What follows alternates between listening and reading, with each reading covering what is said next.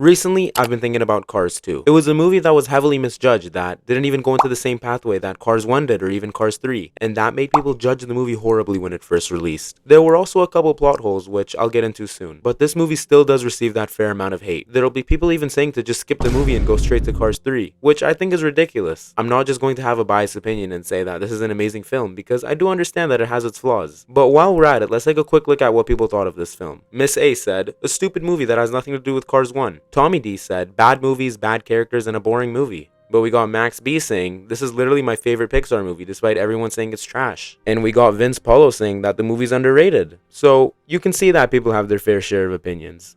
Pixar gave us something that I don't think we've ever seen before. Plenty of guns, secret weapons, and stuff you wouldn't expect from a Disney Pixar movie. And that's a major reason as to why it's so disliked. And I really do get that. It did cause a lot of people to not watch it. And there are a lot more other points where this movie made even more people stop watching. Because you went from the first Cars movie where it's about a young Ricky Lightning McQueen wanting to become the best, to win the Piston Cup. You have many beautiful aspects in the first movie, his moments where he's bonding with Sally and having amazing and memorable moments with his friends. And I think we can all at least remember one or two scenes from Cars 1. That movie is extremely hard to hate on. So you can see how high everyone's expectations were after that banger of a first movie. And then, June 24th, 2011, the sequel is released. We're introduced to a ridiculous scene led by Finn McMissile doing something that you'd feel like you'd see out of a Transformers movie almost. And I think you can see how much the story and the plot has changed from the first movie to the second movie. And from here, I can really see why people were upset. But I don't think you should just automatically destroy a kid's movie because it was a little different than its prequel. And look, I also do see the plot holes that were in this movie as well. A few I can think of is like the remote control bomb on Mater. Like, they could have detonated it whenever they wanted, but they waited for the final countdown or whatever. Or when Finn McMissile just wants to assume that Mater's a secret agent off rip. But one of the most significant plot holes that made me question this entire movie and laugh about it was Professor Z not being recognized. Is absolutely hilarious. Like, this is one of the most wanted criminal masterminds and he's just at the race as if he's like one of those celebrities at the World Cup. He never gets checked or identified. I know there are a few more plot holes, but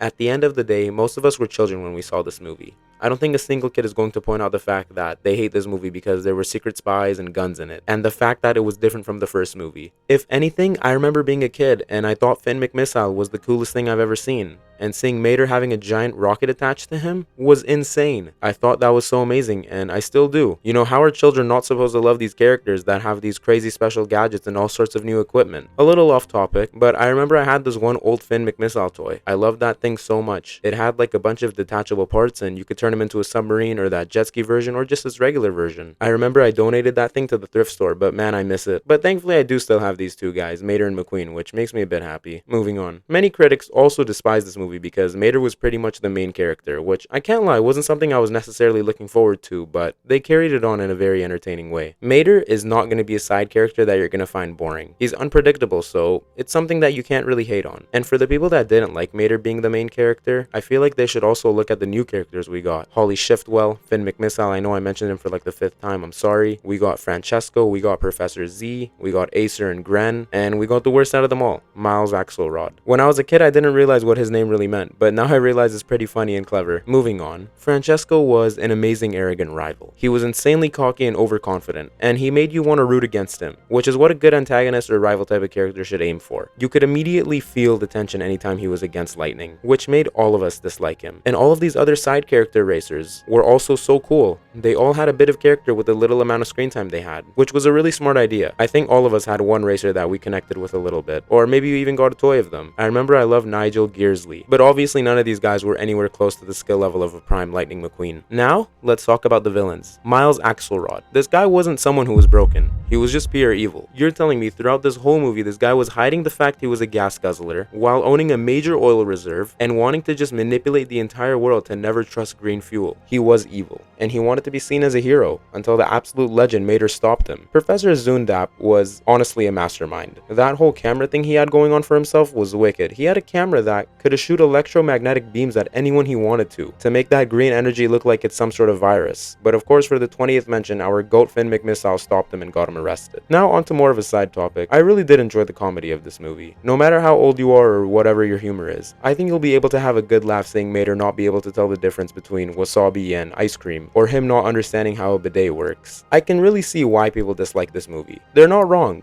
Obviously, everything is subjective. If you wanted something that is going to touch your heart more like Cars 1, sure, I get it. You have all the right to hate. This movie did have its moments in friendship, and showing that McQueen really does care about everyone around him, but not to that extent that Cars 1 displayed. We got kind of like a James Bond movie instead. I myself don't think Cars 2 is Pixar's best movie of all time. I also know that it's not perfect like how I mentioned in the beginning of the video, but it definitely deserves a lot more love, because one thing I can see is that this movie doesn't get hate for what it really is. It gets hate because it's not following in the same footsteps as its prequel. Think about it like this. Think of Cars 1 as its own movie, and think of Cars 2 as its own movie, without any sort of connection to each other. It's gonna be a lot better. Maybe I'm blinded by nostalgia. Maybe I miss being a young kid again with no worries. But I really did like this movie. And I hope maybe this video maybe made you see where I'm coming from. And if you made it this far, I really do appreciate it. Thank you. And if you want, comment on what you thought about the movie.